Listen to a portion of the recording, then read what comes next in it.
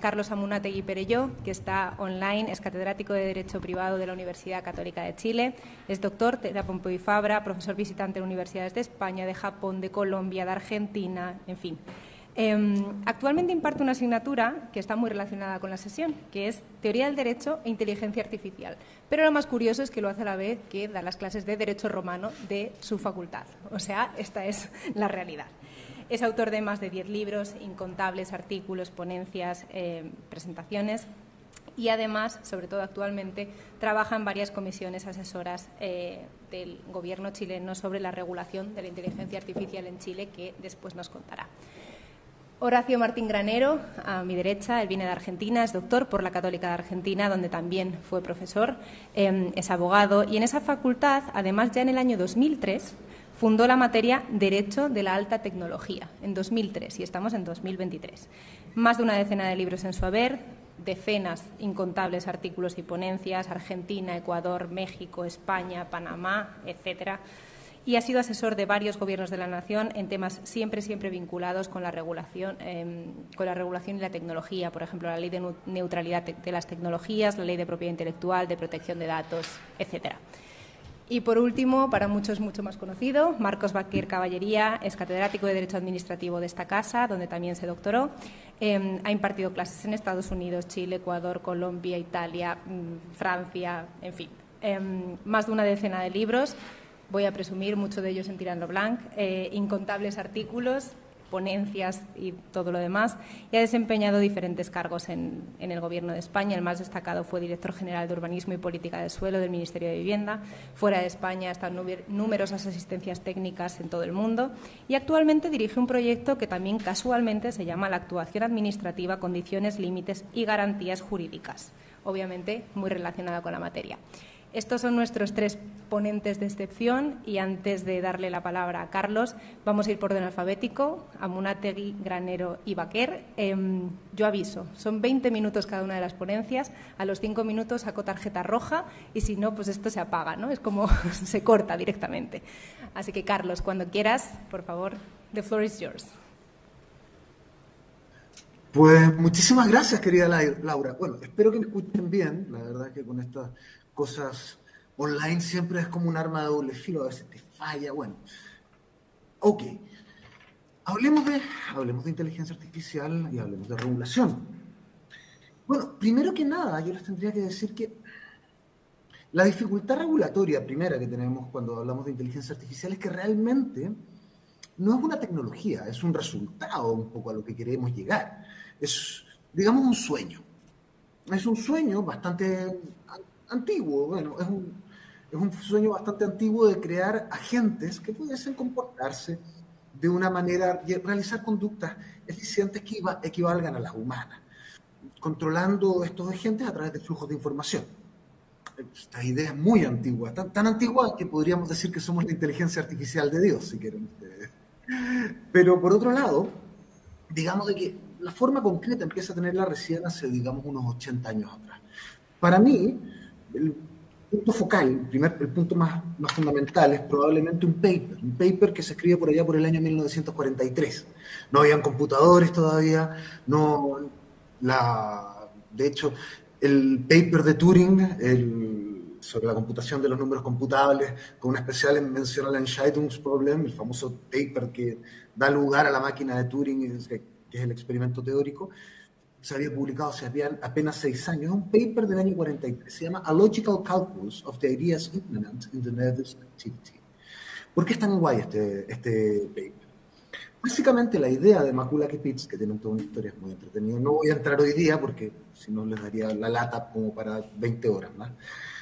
Pero la gracia que tiene este paper es que básicamente ellos son Warren Maculaki es un neurólogo y se hace un examen del sistema nervioso mirando al sistema nervioso como si fuese una máquina de Turing. Ojo, la máquina de Turing es un experimento mental de apenas 6 años antes.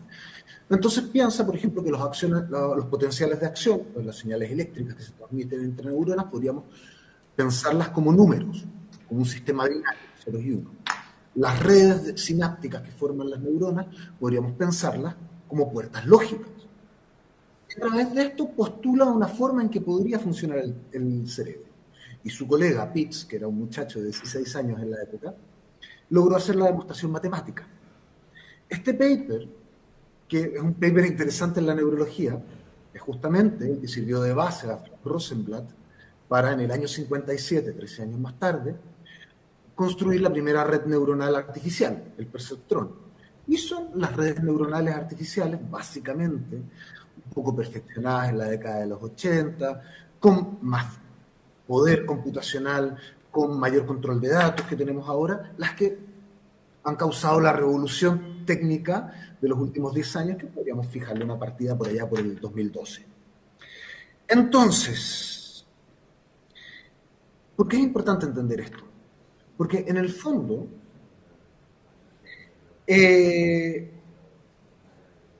las inteligencias artificiales son sistemas de control y predicción que se rigen por flujos de información. Son parte de lo que eran las viejas teorías cibernéticas de la escuela de Norbert Wiener y todo esto. Los cibernéticos fueron fundamentales. De hecho, entre ellos ellos planteaban que los sistemas sociales, mecánicos y biológicos se controlan todos a través de la información, de ahí el nombre, Kibernetes, piloto en griego, cibernética. De hecho, aquí vienen Walter Crick, descubridor del ADN, Johnny von Neumann, la primera computadora, y además inventó la teoría de los juegos, con la Pitts, por supuesto, y otras personas que han, digamos, introducido, dado forma a la tecnología actual, a nuestro mundo tecnológico actual. Considerando estas cosas, es que realmente los ámbitos regulatorios que te plantea la inteligencia artificial deben ser tomados en un conjunto con los ámbitos regulatorios que plantean todas las teorías de información en general. No es un fenómeno aislado, no es solamente una tecnología que se intenta regular, es más bien los flujos de control de información. De hecho, podríamos pensar que el derecho como tal es también una tecnología cibernética, es un conjunto de reglas, un conjunto de información que controlan un sistema social. Ok, en este sentido, creo que hay varios desafíos regulatorios que están pendientes. No son exactamente los que suelen estar más on the top of the mind, digamos. Desde mi punto de vista, hay desafíos regulatorios importantes, primero que nada, en torno al estatuto de los agentes artificiales. ¿Qué son? O sea, ¿cuál es su estatuto jurídico dentro como actores sociales? ¿En qué sentido pueden tener algún equivalente a la agencia para poder concluir contratos? ¿Cuál es el estatuto de responsabilidad del cual tienen que asumir sus dueños o los usuarios de los mismos? ¿Cuál es el estatuto de los productos obtenidos a través de inteligencia artificial? Las producciones, las predicciones, las entidades que, si fuesen producidas por seres humanos, serían susceptibles de derechos de autor. ¿Cuál es el estatuto también de propiedad? Las inteligencias artificiales, los agentes artificiales son en general, podríamos decir que son cosas complejas. Están compuestas por distintas partes. En ocasiones por un sustrato físico, como un robot, como una computadora. También hay una parte que sería protegible a través de derechos de autor, que es la parte propiamente que se programa, que no es todo el agente. La parte que se programa es susceptible de derechos de autor. Pero tenemos otra parte que no lo es, y es curiosamente la más valiosa de la gente, su entrenamiento. Eso es solamente susceptible de una protección a través, tal vez, del secreto industrial. Hay muchos aspectos del estatuto de los agentes artificiales que realmente no hay regulación alguna que los esté tocando. Tenemos la responsabilidad, para mí, es uno de los grandes puntos centrales. Hay otros puntos que sí están más tocados, los sesgos, los datos. Estos sí están más en la mente de la gente. Generado a través o en interacción con agentes artificiales, tenemos el problema, por ejemplo, del metaverso. ¿Cuál es el contrato social que va a regir el metaverso? ¿O simplemente va a ser un contrato privado? Simplemente va a ser un contrato de usuario, un contrato de licencia. Porque hay derechos fundamentales que se ejercen dentro de las redes sociales. y dentro de una red social expandida, como sería en último término el metaverso. ¿Vamos a tener algún tipo de protección equivalente de nuestros derechos fundamentales también en el ámbito digital? Es una pregunta. Por último están los neuroderechos, que es, digamos, la parte tal vez más polémica del asunto. ¿Qué protección van a tener la libertad cognitiva y nuestra privacidad neurológica? España tiene, por ejemplo, una regulación en la Carta de Derechos Digitales. El problema es que no se sabe qué hacer con ella. Ahora, ¿cuál es el estado regulatorio probablemente chileno en esto? Bueno, Chile tiene una regulación más bien vacilante, en muchos sentidos inestable. Hay algunos aspectos que parecen mucho más regulados, hay otros aspectos que en realidad, curiosamente, no se ha logrado un acuerdo político en torno a ellos. Tenemos una estrategia nacional de inteligencia artificial que lanzó el presidente Piñera por allá por el año 2020 y que en solo 3 años está casi completamente desactualizada. De hecho, está en proceso de reforma. He participado junto con la UNESCO en unos diálogos para intentar hacer una actualización de nuestra Estrategia Nacional de Inteligencia Artificial, porque requiere algunas adaptaciones a los marcos éticos. Tenemos un proyecto de regulación de la inteligencia artificial, el famoso proyecto Largo Massino, presentado por el diputado Largo Massino en la Cámara de Diputados, que la verdad espero que no se apruebe. Es un proyecto bastante desastroso, es como una especie de parodia del reglamento europeo de inteligencia artificial. Intenta seguir las mismas ideas, por ejemplo, de regular por riesgos y establecer ciertos usos prohibidos, etc. Pero la redacción completa es muy deficiente. Además, intenta regular no solamente el desarrollo, sino que incluso el uso de inteligencia artificial. Creo que es un proyecto bien intencionado, pero mal terminado. El Ministerio de Ciencia, de la República de Chile está hoy día intentando tomar este proyecto y reformularlo. Hay una comisión, de hecho, en unas horas más nos vamos a reunir con la comisión para ver si podemos reformular un poco este proyecto. Pero creo que es un proyecto que requiere cirugía mayor. Hay otro proyecto también relativo a la desinformación presentado en la Comisión de Futuro del Senado de Chile. Lamento decir que es un proyecto bastante malo. Es un proyecto que intenta regular los casos de desinformación, básicamente, y resume 5, digamos, tipos de desinformación que podrían ser exigibles, ser retirados de las redes sociales. El problema es que las definiciones son tan vagas, en ocasiones antojadizas, que al final podrían ser mal utilizados con mucha facilidad. En lugar de resguardar los derechos fundamentales de las personas en el ámbito digital, parecen limitarlos. Bueno, yo le dije en este caso a la ministra vocera de Gobierno, a los miembros de la Comisión del Senado y a la ministra de Ciencia y Tecnología en la sesión del Senado, les dije que esta era una ley que le hubiera encantado a la Dirección Nacional de Comunicaciones de Pinochet. Sencillamente permite limitar extraordinariamente los derechos fundamentales. Tal vez el aspecto más interesante de la regulación chilena sobre estas materias es la regulación que tenemos actualmente sobre neuroderecho. Fue producto de una reforma constitucional donde se introdujeron los neuroderechos dentro de los derechos fundamentales en la Constitución actualmente vigente de Chile. Este es un proyecto interesante, contempla tanto la libertad cognitiva como la protección de los datos cerebrales. No me gusta la expresión cerebral, prefiero neuronal, pero quedó cerebral. Este proyecto, bueno, participé activamente en él, muy activamente, de la redacción es mía, y hicimos también un proyecto de ley que se aprobó por unanimidad en el Senado. Curiosamente, este proyecto de ley, producto justamente de las urgencias legislativas que causó, por un lado, la crisis social que vive Chile, y por otro lado, la crisis sanitaria, quedó un poco olvidado. Fue aprobado por el Senado de Chile por unanimidad, una cosa rarísima en un país políticamente muy dividido como el mío, pero digamos de que su tramitación en la Cámara de Diputados ni siquiera se ha iniciado. Esperamos, el gobierno se comprometió a impulsarlo nuevamente, esperemos que sí sea. Curiosamente, la Corte Suprema ya ha emitido fallos sobre neuroderechos, incluso adelantando la vigencia de la ley, en cierto sentido. Lo que hace este proyecto de ley es básicamente establecer un conjunto de usos prohibidos, usos de alto riesgo, establecer otros usos de alto riesgo, establecer también un control, someter al paradigma sanitario, un control sanitario de los elementos, de los dispositivos neurotecnológicos que se utilizan en Chile, y en general es un buen proyecto, creo.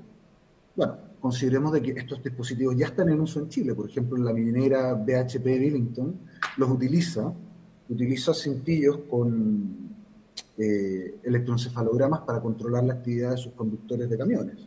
O sea, hay usos bastante frecuentes. En general, ¿qué puedo decir?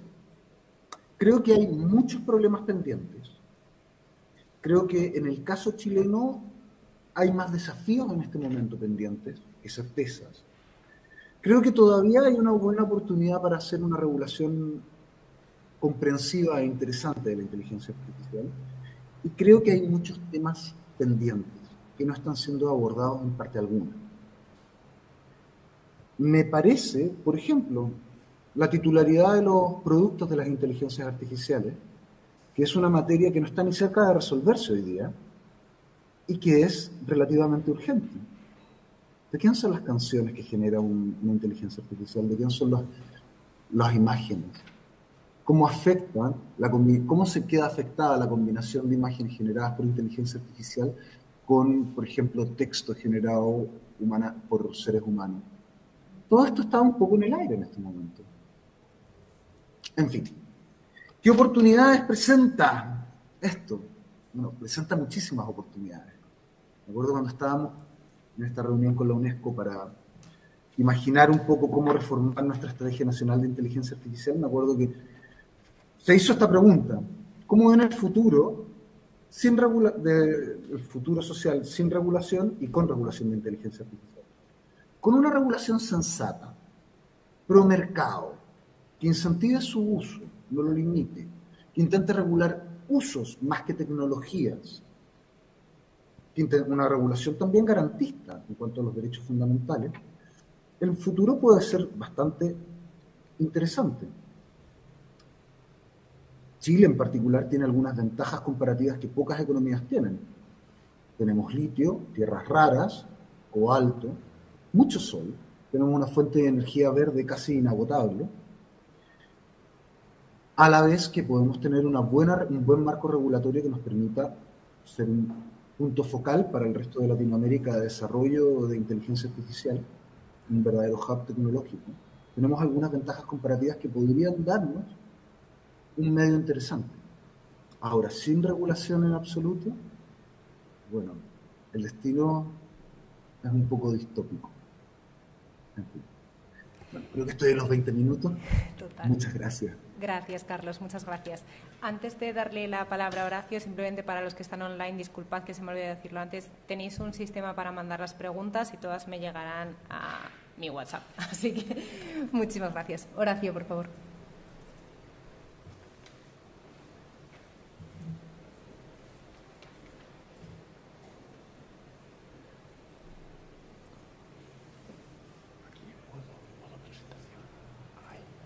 Muchas gracias. Muchas gracias, Laura, muchas gracias a la universidad. Es un honor para mí estar presente en este momento y sobre todo con tan distinguidos colegas. Y bueno, dar la idea de, en mi país, en la República Argentina, qué es lo que se puede haber hecho sobre el tema, qué es lo que corresponde como para dar una solución. No sé cómo se pasa. Me has enseñado nuevamente. Hay que aprender del profesor. Bueno, las tres preguntas las tenemos. O sea, ¿cuál es el estado del arte en la República Argentina? ¿Cuáles son las normas? Si hay jurisprudencia, los grandes retos y sobre todo la última pregunta que a mí me apasionó, que es qué oportunidades plantea. En cuanto al arte de la historia, en el estado de arte en que se encuentra la Argentina, no es muy grande. Empezó no hace mucho, en el año 2021, en la ciudad de Buenos Aires, con una normativa que en cierta forma forma parte de la base de lo que es la regulación de la inteligencia artificial en distintos países y sobre todo en Europa, que es el tema del sandbox. O sea, esta posibilidad de generar espacios controlados, debidamente controlados, para ver qué posibilidades tiene de que una regulación nueva sea positiva. Bueno, la Ciudad de Buenos Aires tiene esta normativa, que es una ley, lo ha aplicado sobre todo para proyectos nuevos y ha dado un buen resultado. Este año el Banco Central sacó una comunicación en marzo del 2023 hablando específicamente del uso responsable de los distintos entes tecnológicos y sobre todo en la protección de datos, habla específicamente del control de la inteligencia artificial. Por primera vez, un órgano descentralizado o centralizado, le podríamos realmente decir casi centralizado, da normas a los bancos de cómo deben actuar en este criterio. Ahora, la primera actividad seria que hubo fue una normativa de junio de este año, la disposición 2 del 2023. Les comento que esta presentación, disculpen que me olvidé decírselo previamente, la tiene Laura y todos las tenéis en PDF, o sea que copien lo que quieren, saquen copia de lo que necesiten, pero esto lo pueden tener directamente. Esta disposición fue muy buena porque creó la idea, ya que no es nueva, sino sacada de criterios serios como son los europeos, de generar este concepto del riesgo, que yo particularmente soy muy afín a ese criterio por distintas actividades que me ha tocado. Sigo amigos curiae ante la Suprema Corte en varios casos bastante conocidos y he opinado sobre la teoría del riesgo y creo que esta aplicación de división en 4 o 5 riesgos, inadmisible, alto riesgo, riesgo limitado y riesgo mínimo, me parece que es la base de cualquier normativa que se piense en la regulación. Bueno, estas recomendaciones han sido muy bien recibidas, trae anexos y trae hasta una especie de recomendación de cómo deben ser establecidas las normativas de regulación de inteligencia artificial para que esta actividad sea positiva. Todo esto era muy lindo, todo esto lo habíamos escuchado ya hacía muchísimo tiempo, hasta que hubo una fecha que la llamamos fecha bisagra, que fue el 16 de junio de este año, cuando hemos recibido la sorpresa que la Comunidad Europea definió la inteligencia artificial. Y cuando empecé a leer esta definición, reconozco que me corrió un frío por la espalda, diciendo que la inteligencia artificial es un sistema basado en máquinas, no en seres humanos con algoritmos, diseñado para funcionar con diversos niveles de autonomía y capaz para objetivos explícitos o implícitos de generar información de salida como predicciones, recomendaciones o decisiones que influyan en entornos reales o virtuales. Entonces, se me ocurrió que fue algo así como que el genio se fue de la lámpara. Hay algo que tenemos que tratar de manejarlo porque el riesgo que puede llegar a ocasionar es muy grande.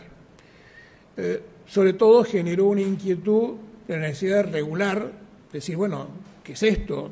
Tenemos algo que nos va a manejar, no sabemos qué es lo que va a ocurrir. Fue el momento, lo va a decir el profesor, algo muy importante, fue una decisión de los más altos intelectuales en el área de inteligencia artificial, han firmado un convenio sobre este tema, de los peligros que traía. Entonces, trajo un shock muy grande. Por suerte, en algunos aspectos, no todos, se tomaron algunas decisiones que considero correctas. El Congreso de la Cámara de Diputados llamó a una reunión que fue muy buena y por primera vez, soy muy crítico de la política y en cierta forma de la política argentina, de la cual no puedo hablar estando en el extranjero, obviamente, pero que es colocar algo como política de Estado. Hacía tiempo que no sentíamos que algo sea designado es política de Estado, analizar la forma en que se va a regular la inteligencia artificial. Bueno, al mes más o menos hubo una reunión de la Federación Argentina de Colegios de Abogados, que reúne a todos los colegios de abogados de la República Argentina, que cumplía 100 años, y logré colocar una ponencia en la cual estos lineamientos que estábamos pensando que eran los correctos, sobre todo muchos sacados de la experiencia europea, sobre todo el tema de los sandbox, los areneros regulatorios, la necesidad de las buenas prácticas y algo que a mí particularmente me resultó muy positivo. Yo soy muy amigo del doctor Cotino Hueso y él ha sido un adalid en este tema de los sellos voluntarios de calidad. Me parece que es muy bueno que haya algún organismo privado, público, mixto, que coloque este sello de calidad de los organismos de inteligencia artificial para decir esto está controlado. Y todo esto llevó a buen puerto. Y en el mes de septiembre salió esta decisión administrativa 750 del 2023, del 7 de septiembre, donde crea una mesa interministerial. Yo ahí soy un poco desconfiado porque cuando alguien dijo alguna vez en el gobierno, si algo hay que pararlo, hay que crear una comisión. Pero bueno, las mesas interministeriales, y aparentemente como esta en particular ha sido creada, la veo como positiva, sobre todo porque en el artículo 4 nos permite a las universidades, a los centros universitarios, a los centros académicos, a los centros profesionales, a los expertos particulares, a trabajar. Lo veo como muy positivo. Discúlpenme, pero lo veo como algo, como futuro. Estoy de acuerdo con lo que decía el doctor Amuchate recién. No creo en esas leyes inmediatas, sin preparación, sin estudio, que tratan de regular para prohibir. Me parece que lo mejor es estudiar. A la pregunta que nos hicieron, ¿hubo jurisprudencia sobre el tema? Bueno, yo encontré un fallo que es realmente casi inédito sobre el tema que para mí es muy importante, que es el tema del sandbox o el arenero jurídico. Bueno, y llegó un caso, ustedes seguramente en España han tenido muy similar a los nuestros. Uber salió como una forma de tránsito autónomo, comunicación autónoma, no regulada por el Estado. Bueno, los taxistas de una región de Argentina, de Mendoza, iniciaron una acción contra la provincia de Mendoza y llegaron a un juicio que llegó a la Suprema Corte. Ya había salido la norma diciendo de que esta forma de utilización del servicio público-privado, llamémoslo, de Uber, era válido, y dijo algo que a mí particularmente me gustó mucho, diciendo, es una especie de sandbox legal como nuevo modelo de escenario de marco regulatorio. Y dice, no es irrazonable, arbitrario y ni altera la esencia de los derechos que la actora señala afectados. Probemos, si funciona bien, si no sirve, se deja sin efecto. Y ahí viene la segunda pregunta que nos hizo Laura. ¿Cuáles son los grandes retos? Yo a esta altura de mi vida no me considero con la suficiente sabiduría, nunca la voy a tener, para dar ideas particulares. A duras penas intento copiar lo que han hecho otros y lo han hecho bien.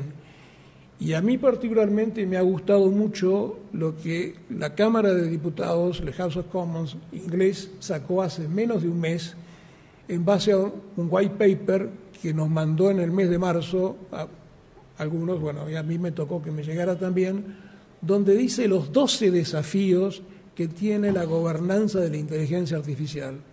Está dicho por ellos y está estudiado. Esto es un paper que lo pueden bajar directamente de internet, lo pueden leer, está perfectamente claro.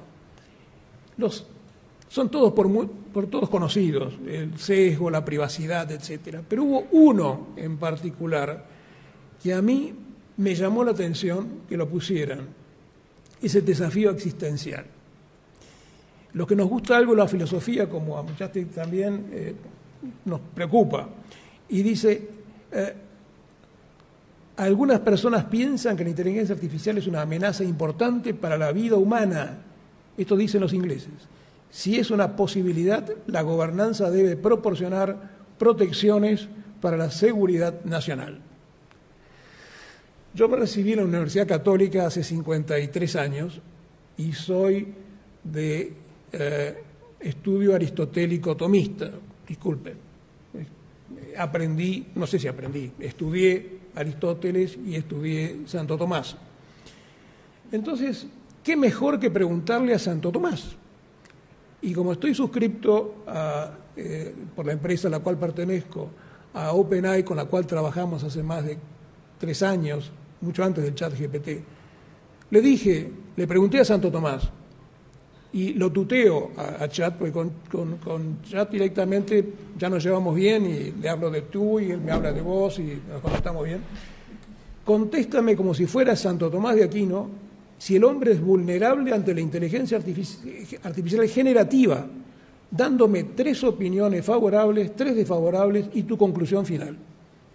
Si alguno de ustedes conoce la Suma Teológica, sabe que es la forma en que Santo Tomás de Aquino hacía las contestación, o sea, ante una proposición daba 3 contestaciones negativas de 3 personas inteligentes que decían lo negativo de esa pregunta, 3 positivas y él decía el respondeo, la conclusión.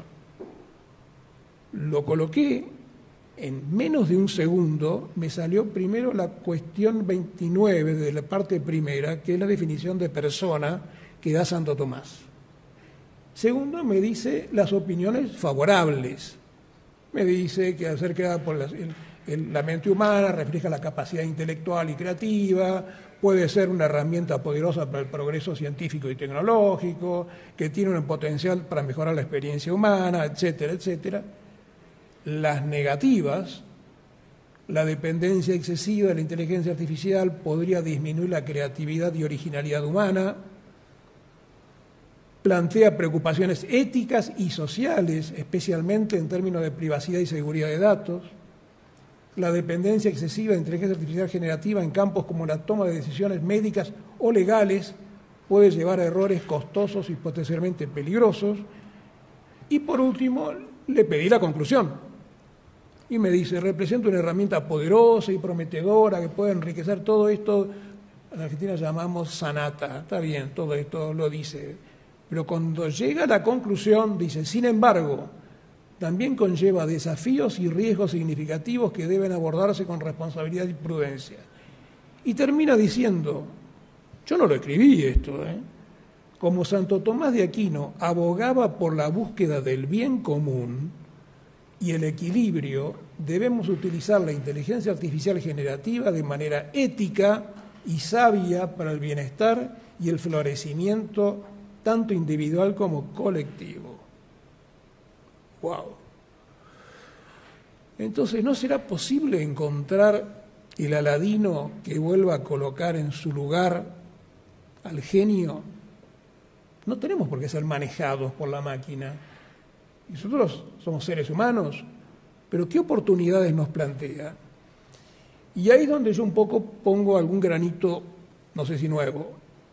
No solamente tenerle miedo y regular, sino no desaprovechar este hecho fantástico de haberle preguntado a Santo Tomás qué piensa de la vulnerabilidad del hombre con respecto a la inteligencia artificial. Me fascinó. Obviamente que no es cierto. Yo no le puedo preguntar a Santo Tomás qué pensaría, por ahí me va a decir, me excomulgaría seguramente, pero no lo desaprovechemos. Estamos entrando en un mundo nuevo, más creativo, más personalizado, más innovador. Olvidémonos de los parámetros que hemos usado siempre. Yo me acuerdo los 25 años que fue director de la carrera de abogado especialista en Derecho de Alta Tecnología, le prohibía a mis profesores que dieran la misma materia, el mismo programa del año pasado. Estaba expresamente prohibido. ¿Por qué? Por los cambios que había. Y esto lo aprendí de un señor que de inteligencia artificial no sabía nada. Pero cuando dice Sócrates, el secreto del cambio es enfocar tu energía, no en luchar contra lo viejo, sino en construir lo nuevo. Entonces, ¿no habrá llegado el momento de proponer una postura crítica distinta, un cambio de postura? Y no podemos hacer que esta inteligencia artificial generativa nos enseñe, por ejemplo, a nuevas teorías que a lo mejor no nos imaginamos. El mundo ha cambiado, todos los días cambia, y a lo mejor no somos capaces, con la capacidad que teníamos hasta ahora, de leer todo lo que podíamos, porque ha crecido muchísimo, y a lo mejor podemos aprovechar a ser creadores de contenido y no inventar la rueda. Ya está inventada, pero el contenido no. Entonces, ser creadores de contenidos legales. Y ahí es donde yo doy una propuesta. Hoy día hay una carrera que se llama Prompt Engineering, o sea, aprender a hacer buenas preguntas a estos programas que vendrán otros. De hecho, ya no está solamente el chat GPT, sino que hay muchísimos. Pero aprendamos a hacer buenas preguntas. O sea, yo creo que lo que tenemos que hacer es no tener el miedo de que nos van a sacar la profesión de abogado, que fue mi primer miedo, ojo, yo soy presidente de una empresa de hace 35 años que desarrolla programas para abogados, digo, listo, sonamos, porque si gratuitamente van a tener la misma respuesta, ¿de qué sirve que le esté explicando? Hace 25 años que estoy en inteligencia artificial, he generado un programa que se llama Sherlock Legal, que da respuestas sobre inteligencia artificial. Y ¿para qué lo hice? ¿Para qué invertí lo que hemos...? No. Yo creo que lo que sí hay que tener miedo es si no entendemos a la inteligencia artificial generativa. Y por último, usarla como copiloto, no como piloto automático. Ustedes saben, en el avión en el cual vine, en Air Europa, hablé con el piloto, me dijo que es cierto. Yo pregunté, ¿es cierto esto lo que yo digo en la charla? Sí, es cierto. Lo manejan 1 minuto 35 de despegue y 1 minuto 54, creo, de aterrizaje. El resto es todo piloto automático. Obviamente quiero pensar de que estaban despiertos los dos y miraron todo y lo que sea. Pero me dijo, es piloto automático, con un piloto humano al lado. Y termino con este ejemplo. Yo fui secretario civil 10 años. Me encantó. Hubiera querido llegar a juez, nunca llegué. Tuve la suerte de que me ofrecieron entrar en un estudio y me dediqué a esto, pero me hubiera encantado ser juez. Pero no lo fui. Y tuve una vez un caso que para mí fue fantástico, de una señora que falleció. Una viejita que no tenía herederos forzosos y tenía una sobrina buena que la cuidaba, la cambiaba, la llevaba a pasear, le llevaba los medicamentos, y una sobrina mala que era un desastre, la odiaba, se reía de ella, nunca fue a visitarla. Bueno. Fallece esta señora y hizo un testamento. ¿A quién le toca abrir el testamento? A mí. En mi secretaría llamé a los 2 abogados, a los 2 herederos, abro el testamento y le había dejado a la heredera, a la sobrina mala, un departamento. Y a la sobrina buena, una cajita de este tamaño, de plata y de esta altura. Sorpresa terrible. El abogado, los 2 eran abogados, de la sobrina mala, feliz de la vida. Entonces dice, bueno, pero abra la caja. Abro la caja y estaba repleta de monedas de oro, lo que equivaldría hoy a 5 departamentos. El abogado de la sobrina mala, ni corto ni perezoso, perfecto, le ha dejado la caja de plata, no el contenido. Por lo tanto, el contenido hay que repartirlo por partes iguales. El abogado de la buena dijo, no, si le deja la caja, se la deja con todo. A resolución. ¿Quién tiene que resolver? Yo. Preguntarle a la testadora me era muy difícil, había muerto hacía bastante tiempo, no había otra forma, y entonces me puse a estudiar cómo había sido el layout de cómo la habían tratado a la señora.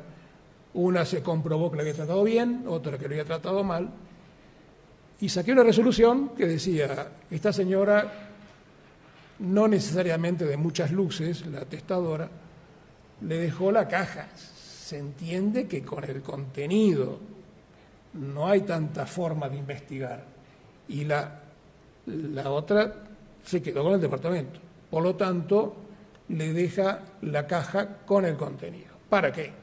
No bien. Primero fui a mi juez, yo no firmaba las resoluciones, las sentencias, y mi juez me dice, doctor Granero, ¿usted está seguro de lo que está poniendo? Digo, no tengo la más remota idea si es cierto o no, pero que fue justo, considero que es justo. Y mi juez lo firmó.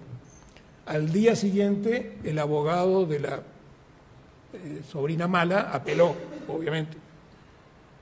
Va a la Cámara y por sus fundamentos se confirma la sentencia. Es el día de hoy que no tengo la más remota idea de qué es lo que quiso hacer la señora esta con las monedas de oro, pero que sí estoy seguro de que para mí era justo. Todo esto que están viendo acá es un super prompt, que se llama ahora. Le pregunté todo eso con todas las características a Chat. Y Chat me pone, en este caso, la resolución más justa sería considerar que las monedas de oro encontradas en la caja de plata deben ser parte de la herencia y distribuirse entre ambas sobrinas por partes iguales. Y les explicaré el porqué. Y empieza a decir por qué la interpretación de los testamentos debe ser lo que dijo la voluntad del testador, y el testador dijo la caja solamente, y el contenido de la caja debe ser distribuido. Yo considero que no me equivoqué.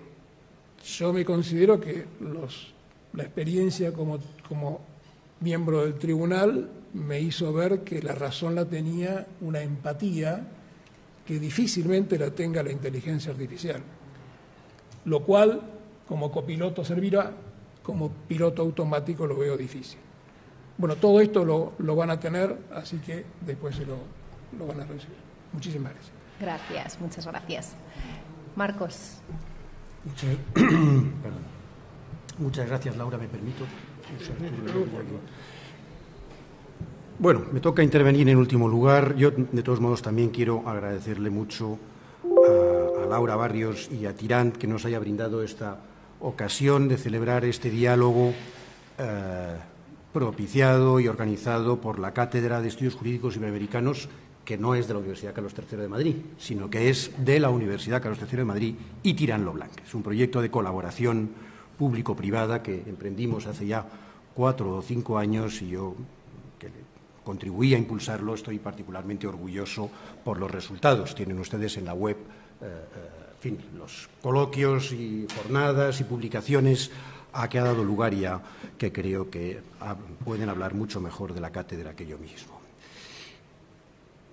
Al abordar el tema, y con el tiempo que tenemos, yo debo hacer 3 advertencias preliminares, aunque tenga poco tiempo. Primero, yo soy íbero, no iberoamericano, quiero decir, expondré desde la perspectiva complementaria del derecho español y, por extensión, el europeo. En segundo lugar, nadie es perfecto, yo soy administrativista y, por tanto, me centraré también en la perspectiva del derecho público.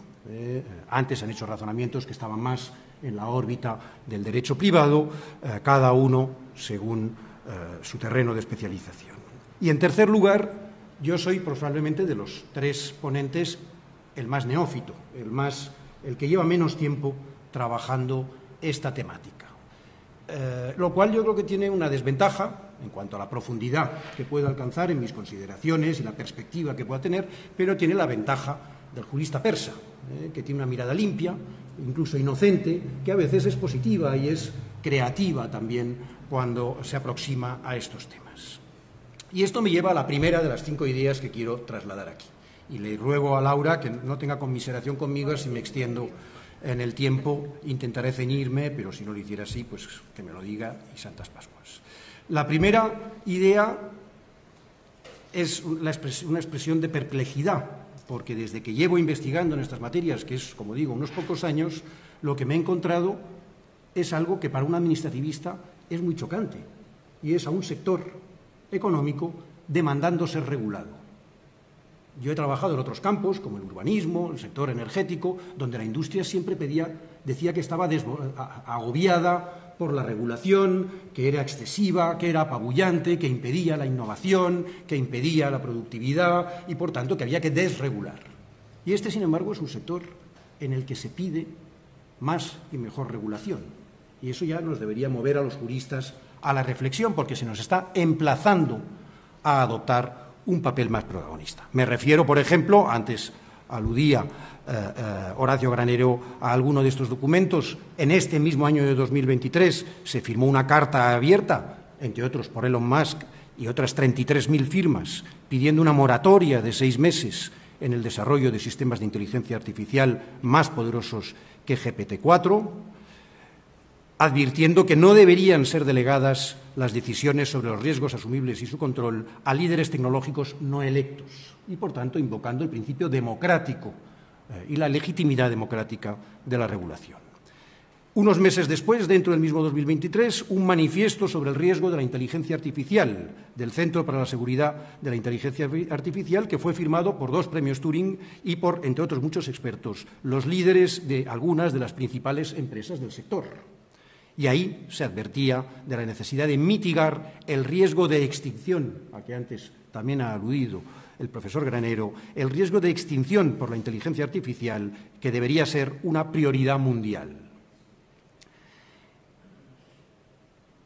Hay que advertir, sin embargo, que algunos de los firmantes de este manifiesto publicaron después un paper matizando su opinión y advirtiendo que, en su opinión, los sistemas de hoy crearán un enorme valor en el mundo y, si bien tienen riesgos, cito literalmente, el nivel de esos riesgos es acorde con otras tecnologías de Internet, que lo que hay que regular, por tanto, no es la inteligencia artificial específica, ni siquiera la general, sino la superinteligencia artificial, sobre la cual, es así, debe haber, vuelvo a citar literalmente, una fuerte supervisión pública y los individuos deben tener mucho control sobre cómo se comporta la inteligencia artificial que usan. Algunos han querido leer este paper, en fin, como interpretación auténtica de algunos de los firmantes del anterior manifiesto, como que en realidad no se está pidiendo regulación del presente, sino solo del futuro y, por tanto, como una maniobra meramente dilatoria o de distracción. Porque lo cierto es que la inteligencia artificial, y se ha dicho ya por los 2 ponentes anteriores, nos trae oportunidades, pero también amenazas. Lo hemos dicho los 3 que nos sentamos en esta mesa, lo dice el Libro Blanco de la Unión Europea. Cito literalmente: como sucede con toda nueva tecnología, el uso de la inteligencia artificial presenta tanto oportunidades como amenazas. Desde la perspectiva del derecho administrativo, las oportunidades son muy claras. La capacidad de incrementar, yo diría que multiplicar, la eficiencia y la eficacia de los poderes públicos es notoria, sobre todo en la actuación administrativa que sea masiva y reglada. Masiva porque entonces se produce una escalabilidad de la solución tecnológica que permite generar muchas economías de escala. Si con un ejercicio de programación informático podemos atender a las necesidades de miles o cientos de miles o millones de personas, la escalabilidad de esa solución, como digo, aportará muchas ganancias en eficacia. Y reglada porque, de suyo, la actividad reglada es más fácilmente programable. precisamente la actividad, la capacidad, las potestades regladas de la Administración son aquellas que vienen predeterminadas por el ordenamiento y, por tanto, si han podido ser programadas por la norma, podrán ser programadas, en fin, con garantías de compliance por la aplicación informática y, por tanto, generando escasos riesgos jurídicos. Otra cosa son las potestades discrecionales, donde se genera un problema mucho mayor. Del otro lado, como decía, la inteligencia artificial provoca amenazas y, en mi opinión, amenazas mucho más inminentes que la extinción humana. Por supuesto, la más grave es la extinción humana, a que pueda conducir una superinteligencia artificial que nos desborde y que no seamos capaces de controlar. Pero incluso en los estadios actuales de desarrollo de estas tecnologías, lo cierto es que ya plantean retos o riesgos para el derecho. Y los quiero aquí escenificar muy sencillamente, recordando cuáles son en la Constitución española los valores superiores del ordenamiento jurídico. Libertad, igualdad, justicia y pluralismo político. Pues bien, la inteligencia artificial plantea retos para la igualdad por los sesgos que puede introducir en los procesos de tomas de decisiones. También hay sesgos humanos. El problema es que la inteligencia artificial, si no advierte tempranamente y no corrige tempranamente los sesgos, puede multiplicar su aplicación. Riesgos para la libertad, por ejemplo, para la privacidad o intimidad de las personas en el manejo, de nuevo, masivo de datos personales. Riesgos por la justicia, porque se antoja mucho más complejo el control judicial, por ejemplo, de la actuación administrativa cuando ésta está automatizada. Y es difícil seguir, salvo que se tomen las debidas garantías de trazabilidad, la forma en que ha actuado el sistema de inteligencia artificial, si además es un sistema que emplea técnicas de deep learning, de black box, etc. Y, por último, retos para el pluralismo político, para la calidad de la democracia, por los problemas que plantea de acceso a la información pública y de participación de los ciudadanos en los asuntos públicos. Y pese a todos estos riesgos, todas estas amenazas, lo cierto es que se ha dado muy poca litigiosidad, muy pocos conflictos en España a propósito, al menos del empleo de la inteligencia artificial por las administraciones públicas. Yo, de hecho, prácticamente solo conozco que de lleno entra en la cuestión un caso que se planteó hace unos años y que solo ha sido resuelto en primera instancia por un juzgado de lo contencioso administrativo sobre el acceso o no a un código fuente empleado por la Administración pública y por operadores del sector eléctrico para dirimir quién tenía derecho o no de acceso, a su vez, al bono social eléctrico. Y que, por cierto, el juzgado falló en contra del acceso por razones de propiedad intelectual, de vulnerabilidad de la aplicación informática y por alegar o fundamentarse en que el uso que se hacía del sistema de inteligencia artificial no era resolutorio, sino meramente preparatorio de la resolución. Era un copiloto o un asistente de vuelo, no era el piloto en el caso litigioso. Tercera idea, 3 de 5, no vamos mal por ahora. ¿Cómo reacciona el derecho? ¿Cómo está reaccionando el derecho a estos retos? Yo diría que como frente a toda innovación, y sobre todo frente a toda innovación disruptiva, como está siendo la inteligencia artificial, yo identificaría tres fases lógicas de reacción del ordenamiento jurídico. Primero, la anomia. Segundo, la precaución. Y tercero, la regulación sustantiva, el gobierno del proceso, del fenómeno. Por anomia quiero decir la no regulación, la ausencia de regulación, la carencia de regulación, no hacer nada. Si me permiten una metáfora chusca, se podrían parangonar estas reacciones con las de un animal salvaje, un conejo que circula cruza una carretera rural de noche, cuando le enfocamos, circulamos a alta velocidad con un vehículo, con una innovación tecnológica, con un vehículo y lo enfocamos con los faros. La primera reacción del conejo suele ser, al menos los conejos españoles, los europeos, la paralización. Se quedan mirando al foco y se quedan quietos, lo cual parece una reacción muy estúpida. Pero dice, cuidado, que en unos segundos te voy a aplastar. La segunda reacción suele ser, si llegan a tiempo, no son arrollados antes, dar un brinco y apartarse hasta el arcén. Esa sería la reacción precautoria. Sería delimitar el campo, crear una zona de seguridad y desplazarse a ella, hasta ver qué pasa. Delimitar el campo, fijar límites y condiciones para el juego de la inteligencia artificial. El tercero, que yo todavía no lo he visto con ningún conejo español, no sé qué harán los latinos, sería la más inteligente, la más que es, bueno, pues si me coincide en la velocidad, brinco, salto al vehículo y aprovecho la inercia y la fuerza motora del vehículo para que me conduzca hacia el futuro, para que me lleve adelante. Esta sería el gobierno, aprovechar en beneficio propio este proceso, el gobierno, fijando ya no solo el campo de juego, sino las reglas del juego, sumándome mediante regulación sustantiva a el proceso de innovación.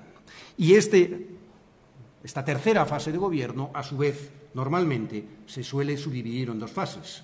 Primero se ensaya mediante instrumentos de soft law y después se perfecciona o se confirma mediante soluciones ya de hard law, mediante disposiciones generales, leyes u otras disposiciones administrativas. Pues bien, cuarta idea, ¿cuál es el estado del arte? ¿Dónde estamos en España y en Europa en esto? En el ordenamiento interno español yo creo que estamos entre la fase 0 y 1. Estamos entre la anomia y la precaución. Se ha abierto en el derecho administrativo el campo para el juego de la inteligencia artificial, incluso para sustituir la intervención humana, para automatizar actuaciones administrativas.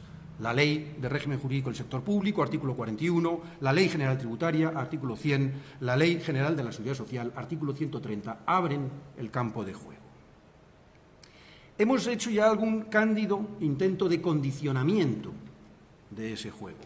Más recientemente, la Ley Integral para la Igualdad de Trato y No Discriminación ya trata de empezar a regular cómo debe hacerse ese empleo por las administraciones públicas de los algoritmos en su artículo 23, donde se dice, por ejemplo, las administraciones públicas favorecerán la puesta en marcha de mecanismos para que los algoritmos involucrados en la toma de decisiones que se utilicen en las administraciones públicas tengan en cuenta criterios de minimización de riesgos, transparencia y rendición de cuentas, siempre que sea factible técnicamente. En estos mecanismos incluirá su diseño y datos de entrenamiento y se abordarán su potencial impacto discriminatorio. Para lograr este fin, se promoverá la realización de evaluaciones de impacto que determinen el posible sesgo discriminatorio. Después hablaré de la evaluación de impacto. Ahora me querría centrar en estos criterios de minimización de sesgos, transparencia y rendición de cuentas, que me parecen muy bien traídos por el legislador como riesgos ciertos, aunque me resulta cuando menos chocante el inciso final, siempre que sea factible técnicamente. En fin, en mi opinión, debería decirse en la medida en que sea factible técnicamente, pero no expresarse la factibilidad técnica como una condición de posibilidad de la aplicación de los criterios. Debería ser condición de aplicación del algoritmo. Si no hay unos mínimos criterios de minimización de sesgo, de transparencia y rendición de cuentas, debe renunciarse al empleo del algoritmo. No puede utilizarse diciendo, es que como no son factibles técnicamente, los puedo excluir. Por eso antes decía que son intentos todavía muy candorosos, en mi opinión, los que estamos haciendo en el derecho español de gobierno, de buen gobierno o gobernanza del proceso. El ejercicio más ambicioso al que hemos llegado, antes aludía él a Munátegui, es la Carta de Derechos Digitales, donde sí ya hay disposiciones sobre la transparencia y el acceso al código fuente, no discriminación, motivación comprensible en lenguaje natural de las decisiones tomadas por las administraciones públicas sobre la base de algoritmos, de la reserva a personas de las decisiones discrecionales o de la evaluación del impacto de los algoritmos. El problema es que la Carta de Derechos Digitales es soft law y, por tanto, no ejerce imperium, no vincula a nadie. La Unión Europea, sin embargo, está más avanzada, se ha aludido ya a ello que nosotros. Yo diría que está entre las fases 1 y 2, entre la fase precautoria y la fase ya de regulación sustantiva o de gobernanza del proceso. Empezó con hard law, el Reglamento de Protección de Datos Personales, regulando el derecho a no ser objeto de una decisión basada únicamente en el tratamiento automatizado, incluida la elaboración de perfiles. Después avanzó el soft law poderosamente, con una estrategia en el 2018, directrices de un grupo de expertos en el 2019, un enfoque europeo 2021 y un libro blanco que, sin embargo, señaló ya el camino hacia el hard law, advirtiendo que la falta de confianza era uno de los principales obstáculos para una adopción más amplia de la inteligencia artificial y, por tanto, proponiendo que se aprobase un marco regulador como, dice literalmente el libro blanco, como ecosistema de confianza. Es decir, un marco regulatorio no llamado a coartar o impedir el desarrollo de la inteligencia artificial, sino más bien a crear un ecosistema de confianza, de legalidad y seguridad jurídica en la cual se sientan cómodos los inversores y se sientan cómodos los ciudadanos.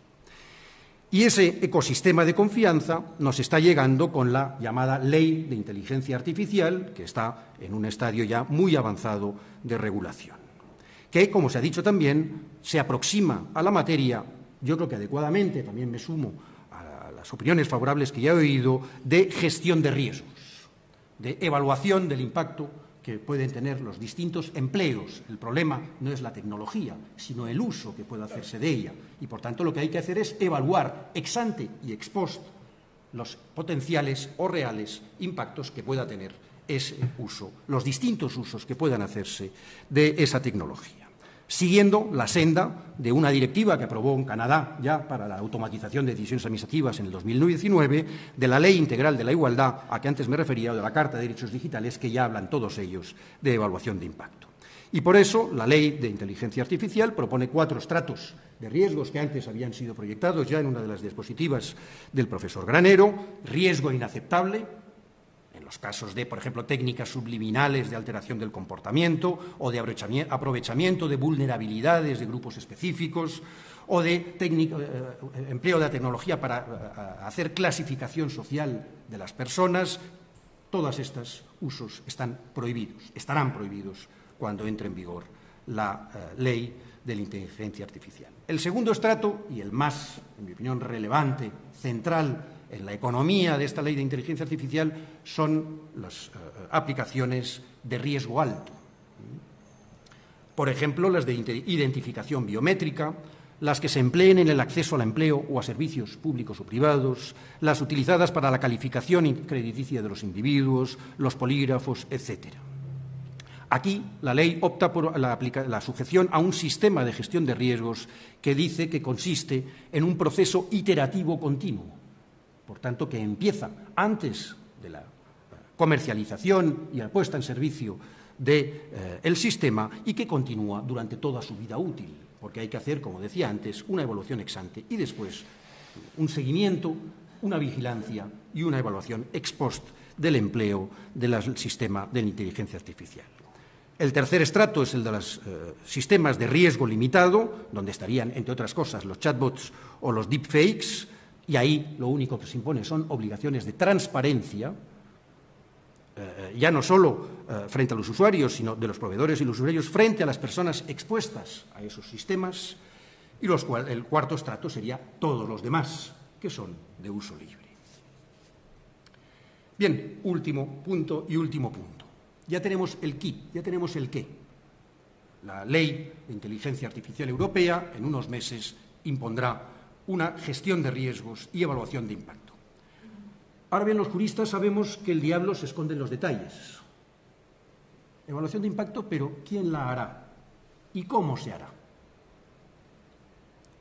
Esto es, en mi opinión, muy relevante, porque según se haga, será una técnica eficaz de prevención de los riesgos o será una mera coartada. Tenemos ya experiencia en las evaluaciones. En el derecho europeo, al menos, esta es la tercera oleada de evaluación ex ante y ex post que nos planteamos. Primero llegó las evaluaciones de impacto ambiental. Después han llegado al derecho europeo las evaluaciones de impacto regulatorio. Y ahora nos prometen evaluaciones de impacto algorítmico. Pero los dos precedentes ya nos muestran que se puede hacer de formas muy distintas.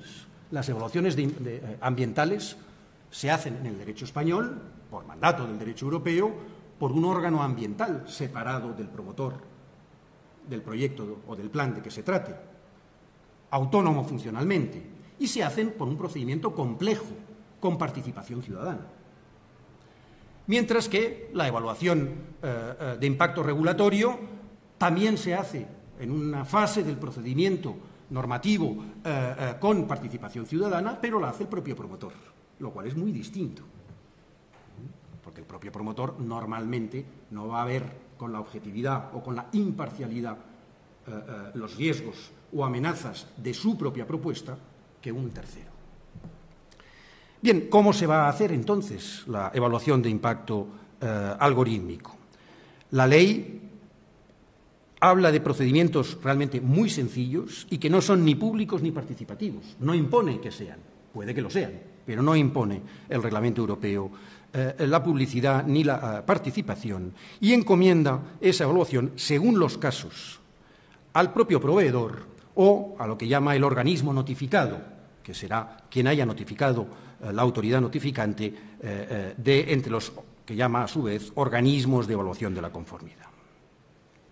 Por tanto, aquí el estándar, en fin, como no se sitúa a mitad camino entre los dos precedentes que hemos dicho, y desde luego no garantiza en todo caso las mismas, valga la redundancia, garantías de objetividad y participación ciudadana que, por ejemplo, tiene la evaluación ambiental. En todo caso, yo creo, y con esto termino, que probablemente esta ley de inteligencia artificial va a tener un desarrollo muy desigual en el derecho público y en el privado. Y además así debe ser. Y que va a tener una especial incidencia en el derecho público, tanto en lo material como en lo formal. En lo material es evidente, porque si analizamos, por ejemplo, qué sistemas de inteligencia artificial califica la futura ley de inteligencia artificial como de alto riesgo, en muchas ocasiones habla de sistemas de inteligencia artificial destinados a utilizarse por parte de las autoridades. Usa esta u otra expresión similar al menos en 13 ocasiones. Por tanto, el mero hecho de ser usadas por las autoridades públicas ya las califica como de alto riesgo. Y así ocurre en sectores tales como la gestión del tráfico rodado, los servicios públicos y de interés general, en materia de inteligencia artificial que se use, por ejemplo, para la selección en procesos educativos, en procesos sanitarios, por parte de los bomberos, en los suministros básicos, tales como agua, gas y electricidad, así como en actuaciones procesales penales o en actuaciones de extranjería. Por tanto, ya tenemos que gran parte de la actuación administrativa regida por el derecho administrativo va a ser de suyo, de alto riesgo, y por tanto va a tener una especial incidencia la nueva regulación sobre ella. Pero además decía que también en el derecho público tendrá una especial incidencia por razones formales, porque en el derecho público el principio de legalidad rige de forma distinta al derecho privado. El derecho privado está inspirado por la autonomía de la voluntad, mientras que en el derecho público la vinculación por la ley es una vinculación positiva. Las administraciones públicas no pueden hacer todo excepto lo que prohíba la norma, sino precisamente lo que mande la norma en la forma que mande la norma. Por eso, entre otras muchísimas cosas, en España rige una reserva de ley en materia de procedimiento administrativo.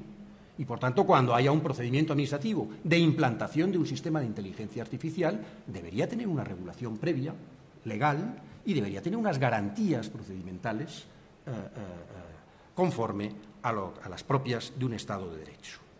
Y además rigen en el derecho público principios que no son propios del derecho privado, como el principio de objetividad o el de participación ciudadana y de transparencia, que obligarán a desarrollos, en mi opinión, mucho más incisivos del manejo de la inteligencia artificial en el derecho público. Por esta razón, creo que, lejos de ser un punto y final, la ley de inteligencia artificial va a ser realmente un punto de partida de la fase 3, de la fase de gobernanza o buen gobierno del manejo de la inteligencia artificial, al menos en el sector público. Y ya la propia ley de inteligencia artificial y la actuación de las instituciones europeas ya lo están mostrando. En la ley se habla de aprobar sandboxes también para experimentar con sistemas de inteligencia artificial. Se habla de aprobar códigos de conducta, por tanto, nuevos instrumentos de soft law que canalicen, orienten la actitud de los operadores, los distintos operadores implicados, o de normas armonizadas. Por tanto, hay todo un trabajo regulatorio de soft y de hard law previstos.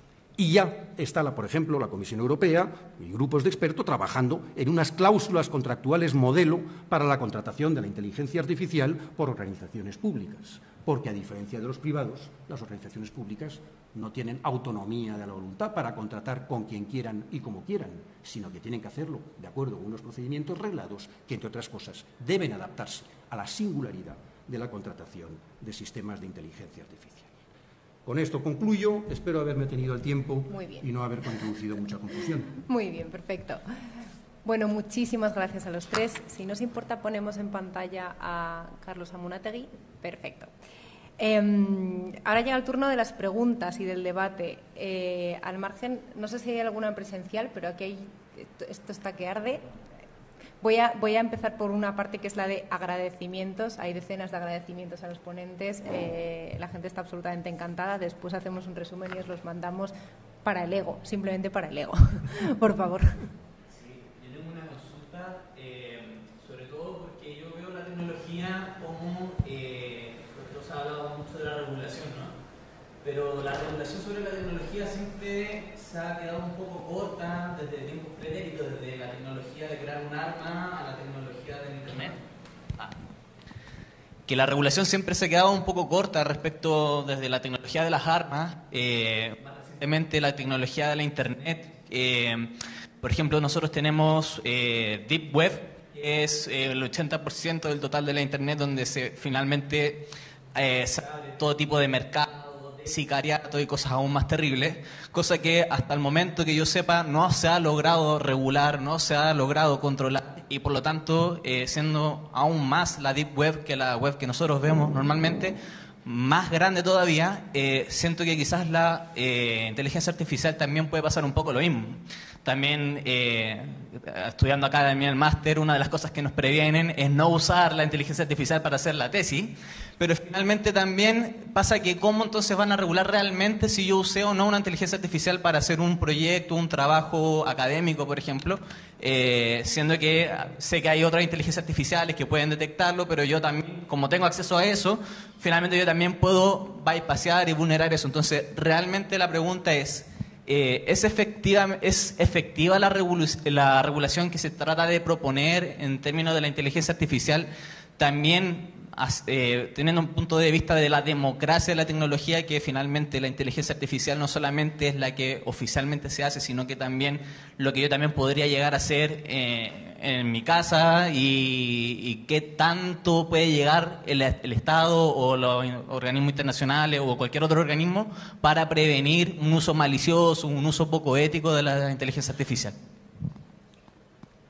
Quien quiera que conteste, ¿eh?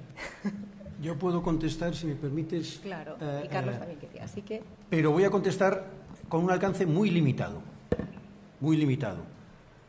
que es un ejemplo, como director del máster que estás cursando.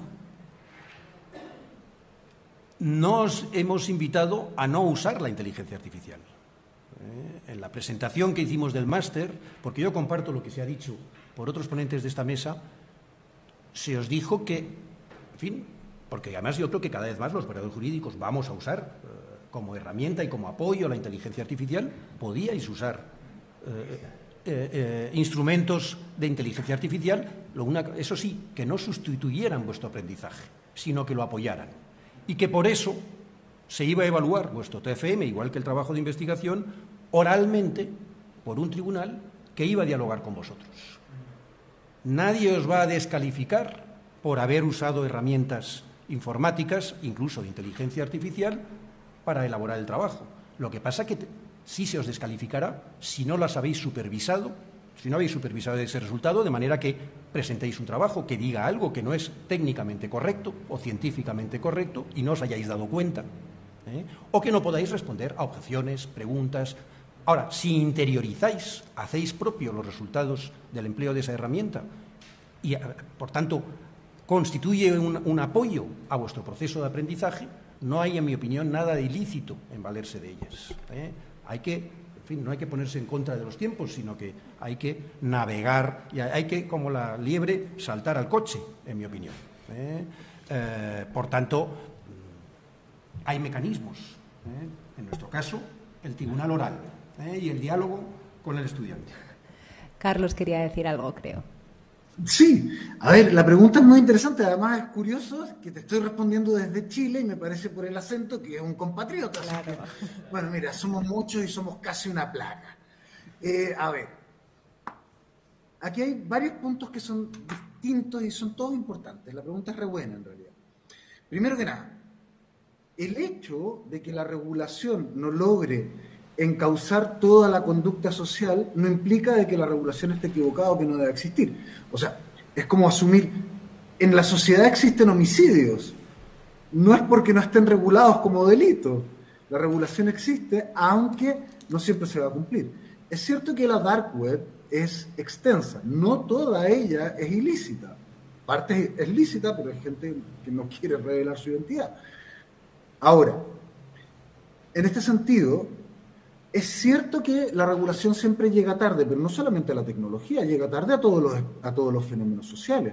Porque primero tiene que producirse el fenómeno social, después podrás regularlo.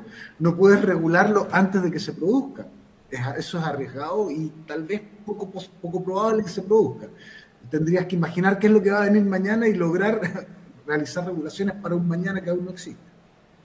Ahora, en todo caso, de todas maneras, hay regulaciones que van a ser, que son importantes, no, porque no están exactamente pensadas para restringir quién puede generar inteligencias artificiales o quién las puede utilizar o algo por el estilo. Yo creo que esas regulaciones de estilo policíaco, usted solo podrá utilizarla o solamente podrá producirla así o solamente podrá producirla si cumple tales y cuales cosas, no están destinadas a tener un gran éxito. Lo relevante realmente, por ejemplo, muchas veces es la responsabilidad. ¿Quién va a responder de daños causados por inteligencia artificial? Esto es mucho más relevante, por ejemplo, que el problema de los sesgos. Los sesgos son relevantes en cuanto causan daños. Y los sesgos se producen porque las inteligencias artificiales no son transparentes. El problema muchas veces se solucionaría mejor por un lado de responsabilidad y cumplimiento de normas, o sea, de dar una serie de principios claros y luego atribuir responsabilidad, tal vez de manera objetiva, en la de alto riesgo, en la inteligencia artificial es de alto riesgo, antes que preocuparse de otras cosas. Eso sirve. Regular el estatuto de los productos de los agentes artificiales también es relevante. Y eso no es tanto ese tipo de regulación policíaca. Yo creo que el camino va más por ese lado. Última cosa. Si te prohíben usar inteligencia artificial para que te evalúen, probablemente la evaluación está mal planteada. La idea es que la manera en que se te evalúa, el uso de inteligencia artificial sea indiferente.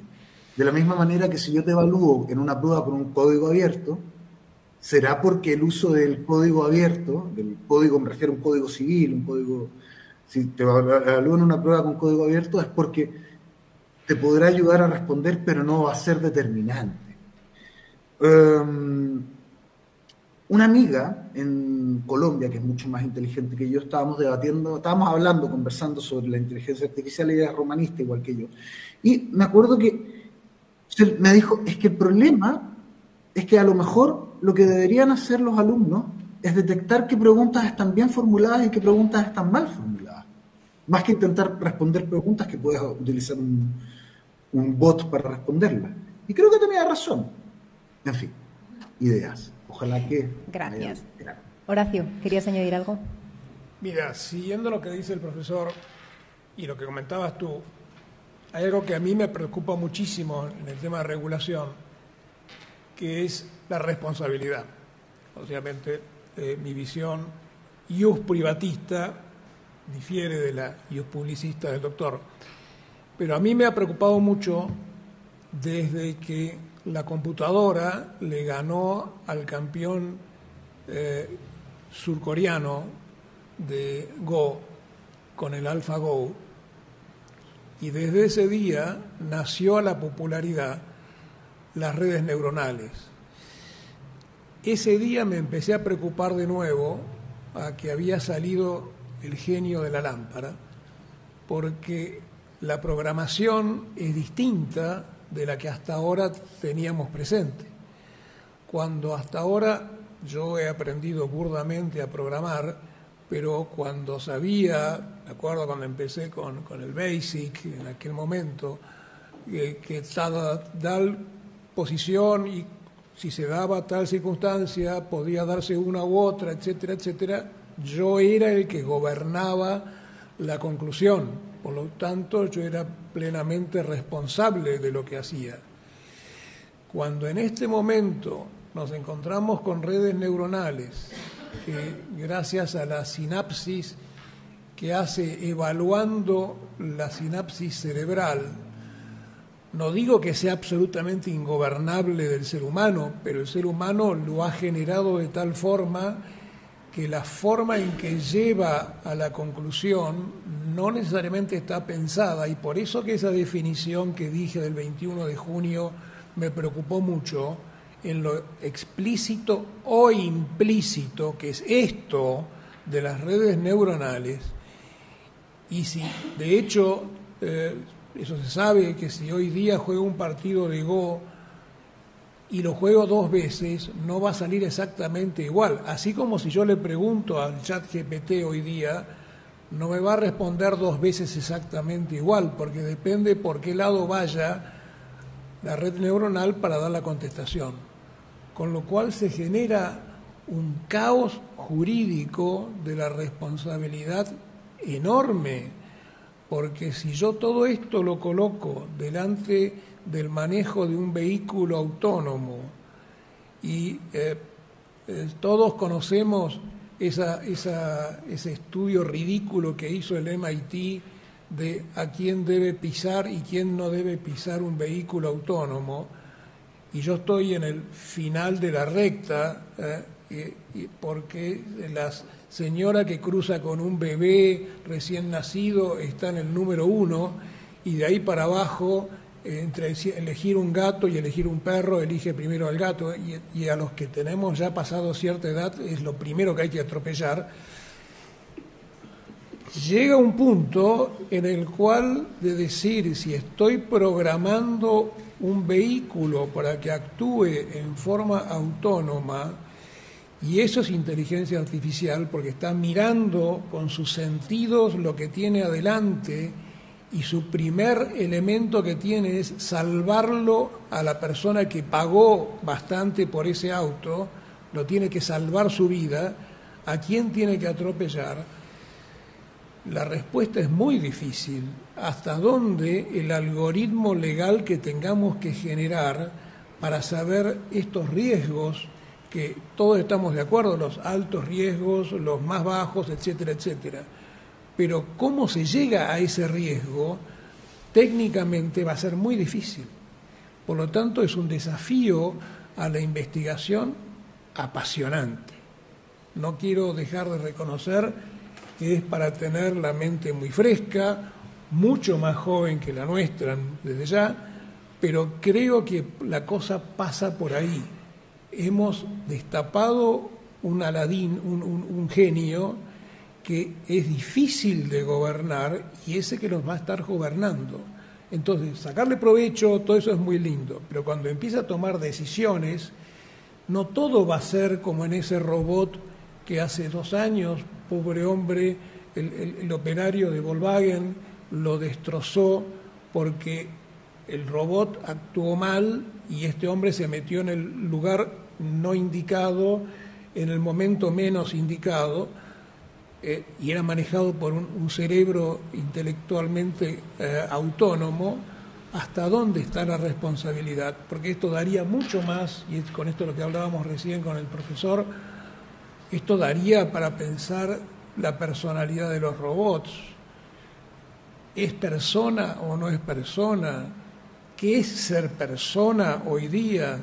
Tenemos una obligación, si usamos inteligencia artificial y robótica, a tener un seguro obligatorio como me obligan a mí en Argentina, y me imagino que acá debe ser exactamente igual, un seguro contra terceros por el riesgo que estoy generando. O sea, el hecho, y soy en esto reiterativo, creer en la teoría del riesgo, de que hemos creado algo riesgoso, nos va a generar una responsabilidad objetiva a la cual no estaban acostumbrados. Estábamos acostumbrados a que la prueba era la que determinaba si yo era responsable o no, pero ahora hemos generado algo que es capaz de generar un riesgo que puede ser muy complicado. Entonces, el tema, reitero, de las redes neuronales no va a ser menor para estudiarlo en el tema regulatorio, y no lo he encontrado, al menos yo particularmente, en lo que he visto hasta ahora. Me parece que es un punto a tener en cuenta, no es una respuesta ni mucho menos. Gracias. Tengo un montón de preguntas, voy a intentarlas unir una a cada uno, si os parece bien.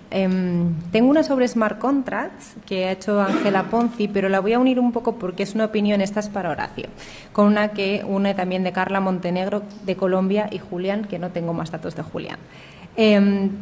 Unidas dicen algo así como: en 2010 sale el libro The End of the Lawyers de Richard Susskind, donde ya se plantea de una manera muy provocativa, para tener un bestseller, si los abogados seguirán existiendo como siendo los abogados que conocíamos. La respuesta es obviamente no, serán otros profesionales, pero la inteligencia artificial, y aquí viene la pregunta, ¿va a ayudar a tener menos y mejores abogados? ¿O va a convertir a una legión de personas que no pueden ejercer la abogacía en abogados de peor calidad? Una opinión. ¿Pregunta para mí? Sí. Mira, el año pasado en la Universidad Católica me pidieron formar parte, integrar un equipo de muy preocupados de por qué los alumnos en tercer año se iban de la facultad. Entonces querían hacer un análisis sociológico de cuál era la causa de que se aburrían de la carrera y se iban. Entonces yo le pedí al decano que me diera los contenidos mínimos de las 60 materias que tienen que estudiar un alumno para recibirse en la facultad. Me recuerdo que he leído las 60 contenidos mínimos, y recién le comentaba al colega que mañana cumple 6 años uno de mis nietos, y yo pensaba, si mi nieto me llegara a preguntar: abuelo, ¿qué estudia un abogado? Y le llego a mostrar qué son los contenidos mínimos, eligen cualquier carrera menos la de abogado. ¿A dónde quiero llegar con esto? Le estamos engañando muchas veces a los alumnos en lo que debería ser el ser abogado. Si el ser abogado, y vuelvo en esto a la charla, es un creador de contenido, si el ser abogado significa utilizar las herramientas como verdaderas herramientas, no solamente lo que tenemos hasta ahora, sino esto nuevo que nos puede llegar a generar la posibilidad no de ahorrar trabajo y hacer tesis más rápidas, etcétera, sino llegar a cosas que a lo mejor no me las hubiera imaginado nunca. Yo tengo una teoría en cuanto a que inteligencia artificial es la que te dice lo que no conoces. Entonces, y estamos muy cerca de esto, o ya lo tenemos. Entonces, si esto le enseñamos a los alumnos, yo creo que al contrario, y siempre lo he dicho desde mis comienzos como profesor, han elegido la carrera más linda que podrían haber elegido, porque van a tener que usar mucho el cerebro. Al que no le guste usar el cerebro, desde ya que es mejor que elija otra cosa. O sea, más y mejores, es bueno. Bueno, como Marcos está en su casa, sigo con Carlos. Alberto González Pulido empieza diciendo que la implicación de la inteligencia artificial en la propiedad intelectual es un tema que le preocupa especialmente. Colabora en la Comisión Interministerial del Estatuto del Artista de España, y si ya la situación de los artistas es precaria, la impronta de la inteligencia artificial generativa puede ser letal. De ahí la importancia de la futura regulación y su implicación. La pregunta es: ¿qué impacto tiene la sentencia Infopac? Y la última de la que él tiene conocimiento es americana, donde la USCO lo que hace es que deniega el registro de la solicitud de copyright al considerar que las creaciones de inteligencia artificial, por muy avanzadas y únicas que sean, son el resultado del algoritmo y no de una mente consciente. ¿Qué impacto tiene esto? Gracias.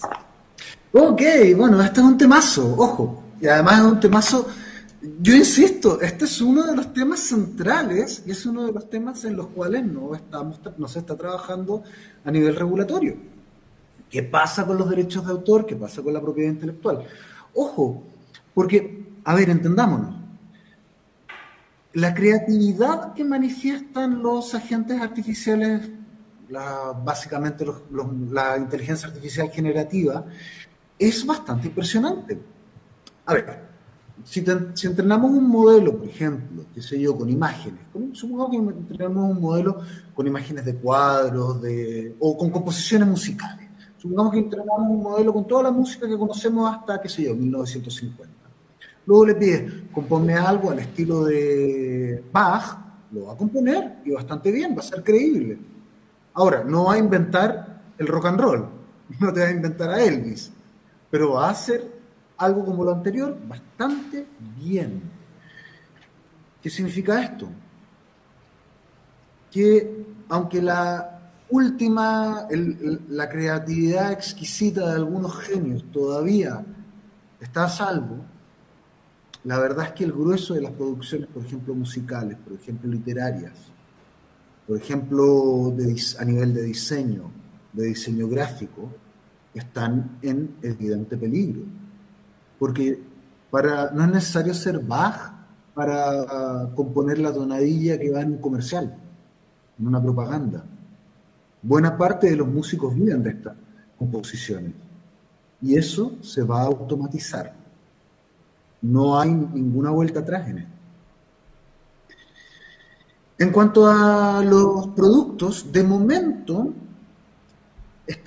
no tienen protección de derechos de autor. A ver, vamos por parte. El compendio americano de derechos de autor, que tiene las reglas de derechos de autor, me parece que en el parágrafo 107 del compendio americano estaba establecido que solamente eran registrables las producciones de personas naturales, seres humanos. Por tanto, no eran inscribibles las producciones de inteligencias artificiales. Esto, de hecho, la idea de inscribir productos de inteligencias artificiales es bastante antigua. Incluso ya hubo intentos por allá por la década del 60, con pinturas en concreto. La legislación chilena, la mayor parte de las legislaciones latinoamericanas, todas las legislaciones europeas, en general, no lo dicen explícitamente como el compendio americano, pero parecen partir de la base de que los derechos de propiedad intelectual debiesen ser otorgados solamente a personas naturales. La legislación chilena dice el autor es una persona natural que. La mayoría de las legislaciones europeas dicen algo por el estilo. Pero tenemos la legislación inglesa. La ley inglesa de 1984, me parece, estoy citando de memoria, me parece que en su artículo 8º, permite el registro de producciones realizadas por un agente artificial para el propietario del mismo. O sea, esto es aplastante para todos los escritores. Yo soy un modesto escritor, no gano mucho, los escritores de derecho no ganamos mucho, pero de todas maneras esto es aplastante para nosotros. Porque el potencial para producir obras es muy alto. Entonces, las noticias son malas. Porque además, hay que tener buenos mal de que se fueron de la Unión Europea a los ingleses, porque si no, los derechos reconocidos, los derechos de autor reconocidos por Inglaterra, tendrían que ser al mismo tiempo respetados por el resto de la Unión Europea. Gracias a Dios que votaron Brexit, si no tendríamos un problema aún mayor. Gracias, Carlos. Y por recortar, y lo siento, disculpad porque sé que se van a quedar algunas pendientes, pero Marcos, te van a tocar 2. Es que hay 5, pero he elegido 2. La primera es de Fernando Beliz Fazio. Este apellido tan fancy tiene que ser argentino. ¿Cómo considera que la regulación precautoria y la gobernanza pueden o deben ser fases para generar confianza en un ecosistema? Bueno, sí. Quizá ha sonado cuando he hablado de que España, por ejemplo, está todavía en la fase entre 0 y 1, mientras que la Unión Europea ya está entre 1 y 2, a una crítica al derecho español. Yo creo que es una reacción lógica la precautoria.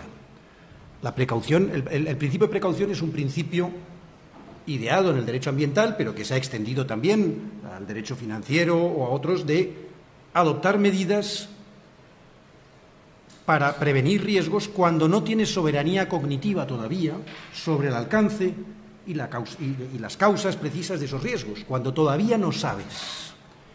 Y eso nos ha estado pasando, y todavía en alguna medida yo creo que nos sigue pasando con la inteligencia artificial. El regulador todavía le cuesta entender el alcance potencial del proceso. Entonces yo creo que la reacción lógica, la primera, es reaccionar con precaución. Aquí no sé si discrepo un poco de Amunátegui, pero es una fase, en el sentido de que, por ejemplo, el legislador español ha dicho, pues por ejemplo, el europeo ha dicho, no se pueden tomar decisiones que afecten a datos personales sobre la sola base del algoritmo sin intervención humana, salvo que se regulen, siempre bajo reserva de dispensación, salvo que se regulen con las debidas garantías, es decir, que llegue la siguiente fase. Lo mismo se ha dicho en la Ley de Seguridad Social española. Se ha dicho, se puede automatizar todas las prestaciones de la Seguridad Social, excepto las no contributivas. ¿Por qué? Porque son prestaciones asistenciales que requieren un diálogo y una intercomunicación empática entre el prestador y el prestatario, que es una persona en un severo grave estado de vulnerabilidad y al que no le puedes poner frente a un chat o a un chatbot o lo que sea. Necesita comunicación, necesita que le convenzan incluso de que está en un estado de necesidad, de que debe aceptar la ayuda, de que debe entrar en el sistema. Por tanto, yo creo que la reacción precautoria es buena, es positiva, es razonable, como una primera solución. Lo que pasa que después, antes o después, tenemos que hacernos cabal idea de los riesgos, del alcance e idear mecanismos de gobernanza efectiva. El conejo no puede simplemente limitarse a saltar al arcén y ver pasar al vehículo. En mi opinión, tiene que, como he dicho antes, saltar al vehículo y, si es posible, tomar los mandos. Pero eso solo puede ocurrir cuando ya haya cierta soberanía cognitiva, cuando haya un cierto dominio del campo, de las potencialidades que tiene, del alcance que tiene. Aquí había una pregunta un poco difusa casi para todos, que era si llegaremos a tiempo. Ahora mismo hay un efecto wow en tecnología que hace que cada 6 meses cambie el paradigma tecnológico. Hace un año estábamos en el metaverso, regulando el metaverso, ahora es tecnología generativa. ¿Qué será en 2024? Esto no es una pregunta, pero... No, pero el legislador va a regulación no de prohibiciones sustantivas, cuando llegue la fase de gobernanza, sino, como se está aproximando en Europa y en Latinoamérica, de evaluación caso a caso de los riesgos potenciales y de aprendizaje del propio evaluador sobre el funcionamiento, por tanto, con detección precoz, con supervisión, con seguimiento y con corrección, eso te permite adaptarte con mucha flexibilidad. Fernando Facho dice que gracias. El miedo es el mejor profesor y no nos olvidemos el tiempo corto que pasó desde la explosión de la energía atómica a la prohibición del uso de la energía atómica en usos bélicos. El miedo es un buen profesor. Totalmente. Esto creo que si no le encontramos la vuelta, algo vamos a tener que hacer y creo que no va a ser muy lento. Porque será reactivo. Por cierto, y por alusiones no a mí, sino a la materia, es la única que queda fuera de la ley de inteligencia artificial, la defensa. Los usos de la inteligencia artificial para la defensa. Esos quedan en la fase 0. A lo mejor tiene que ver con la deep inteligencia artificial que comentaban antes. Existen, pero están fuera de control. Y Juanita, Fernando Facho dice que está en Lima y que gracias. Juanita del Pilar Pedraza, Córdoba. Es para ti, Marcos, pero un poco abierta. La regulación parece centrarse en las técnicas, en las evaluaciones, en sandbox, etcétera. Pero ¿no creen que sería útil considerar el asunto, especialmente tratándose de las administraciones públicas, en los términos de las garantías? Y esto es una cosa que se ha hablado durante el debate, las garantías, el desafío de las garantías. Es una pregunta. Por ejemplo, la suficiencia de las existentes, de las garantías existentes, la necesidad de reformular las garantías ante esta nueva situación, considerar algunas nuevas que no estaban consideradas. Sí, bueno, cuando yo he expuesto, por supuesto que sí, eso es complementario. La aproximación por la gestión de riesgos es una metodología de trabajo, pero después eso se complementa sobre qué riesgos debes evaluar, qué riesgos son socialmente asumibles y cuáles no. Y, por tanto, cuándo no pasará ese test de evaluación de conformidad, ¿no? Y la propia ley de inteligencia artificial, cuando nos dice qué es lo que hay que evaluar, nos habla de garantías, nos habla de la documentación técnica del sistema que debe generar el proveedor, nos habla de la gobernanza de datos, nos habla del registro y la necesaria trazabilidad que debe tener el sistema sobre cómo funciona y sobre lo que ocurre en su operación. Nos habla de la transparencia suficiente para que los usuarios interpreten y usen correctamente la información de salida. Nos habla de la vigilancia humana y nos habla de precisión, solidez y ciberseguridad. Por tanto, esas son garantías, no son todas. Yo antes he apuntado, por ejemplo, a cómo también el Poder Judicial, concretamente del orden de lo contencioso administrativo, va a tener que adaptarse. Y ahí se plantea un problema que surgió en otro seminario sobre esta materia, y es que, claro, es que la inteligencia artificial, en general la informática, usan un lenguaje distinto del que usa el Poder Legislativo, el Poder Ejecutivo y el Poder Judicial. Entonces hay que traducir del lenguaje máquina al lenguaje hombre, tanto las administraciones cuando ejecutan el derecho como los jueces cuando lo aplican. Y cuando tengan que ver si se ha producido un acto ilícito o un acto lícito o ilícito ha producido un resultado dañoso por el que alguien tiene que responder, tendrán que poder controlar el funcionamiento del sistema. Y habrá que ver si con estos mecanismos, por ejemplo, de trazabilidad, será suficiente o hará falta más. Por ejemplo, el acceso al código fuente, el polémico tema del acceso al código fuente. Pero, por supuesto, las garantías son, la gestión de riesgos es el cómo, las garantías son el porqué de la regulación. Gracias.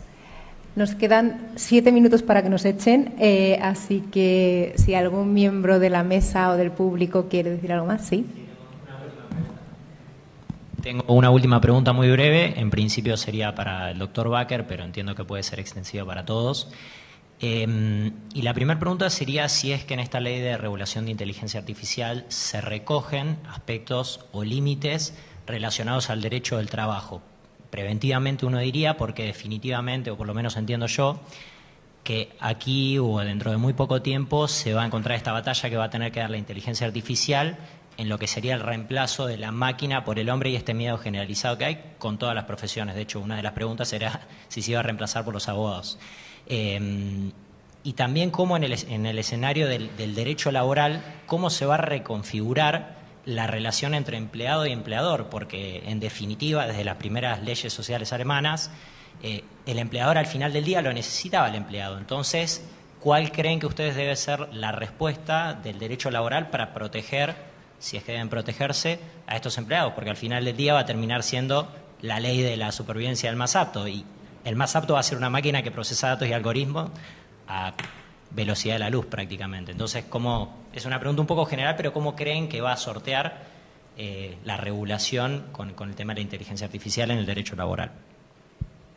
Bueno, yo pediré ahora el auxilio de mis colegas porque he empezado por decir que soy administrativista, que nadie es perfecto. Entonces, hablar de derecho laboral es un ejercicio de intromisión por mi parte en una disciplina que me es ajena. La ley de inteligencia artificial sí dice algo, pero de nuevo, con esta perspectiva, digamos, metodológica de la gestión de riesgos, lo que hace es catalogar también como sistemas de inteligencia artificial de alto riesgo aquellos que se empleen para la selección, por ejemplo, para el empleo público o privado, y por tanto en procesos selectivos del mercado laboral y demás. Hasta donde yo recuerdo no se mete ya en la sustitución del hombre por la máquina en las relaciones laborales o en si hasta qué punto algún día la máquina tendrá que reconocérsele a algún tipo de subjetividad, que es algo en lo que sé que se está debatiendo ya, si no personalidad, sí subjetividad, para que sea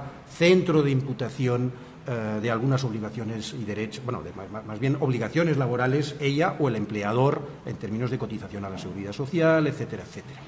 Sé que eso está en el debate, pero yo no soy especialista. No sé si aquí mis compañeros de mesa, como privatista, tienen más conocimiento que yo. Si me auxilian, se lo agradezco. Yo algo lo comenté y me parece medio en broma, pero no lo veo tan en broma, cuando dice el miedo de que la inteligencia artificial va a sustituir al trabajador. Yo creo que eso no va a ocurrir, y lo que va a ocurrir es que sí va a sustituir a aquel que no entienda la inteligencia artificial.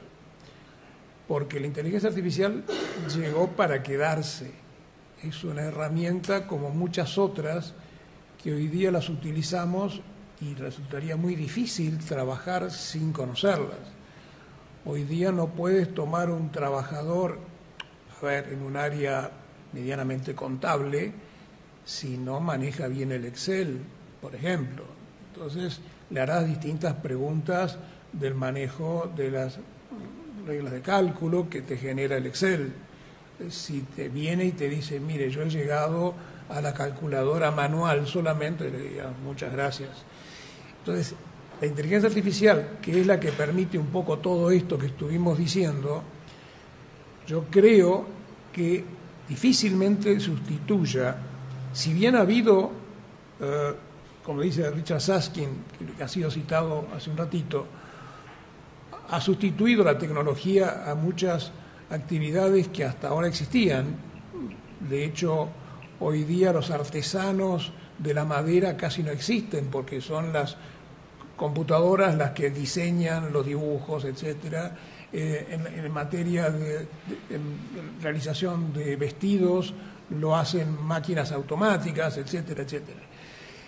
Yo creo que en todo lo que es tarea intelectual, si no sabemos aprovechar, y de vuelta, no es para preguntarle a la inteligencia artificial quién descubrió América, cercano al 12 de octubre, sino saber preguntar, de saberle sacarle provecho. Y yo estoy casi convencido de que aquel que no sepa sacarle provecho, y en esto va a haber nuevas actividades, nuevas profesiones, hay que abrir la mente, salir de la caja, olvidarnos de las formas de estudiar que hasta ahora tradicionalmente teníamos, y si alguien se dedica a explicar cómo sacar buenos provechos, nos va a ayudar muchísimo. Entonces, creo que ahí sí le tendría miedo si tengo una herramienta que no la sé usar. Entonces, creo que la cosa pasa por ese lado. Y el otro ejemplo es el ejemplo de la necesidad de la empatía. Hay profesiones que necesitan más empatía que otros. No quiero dar ningún ejemplo negativo, pero sí lo digo del lado nuestro, de los abogados.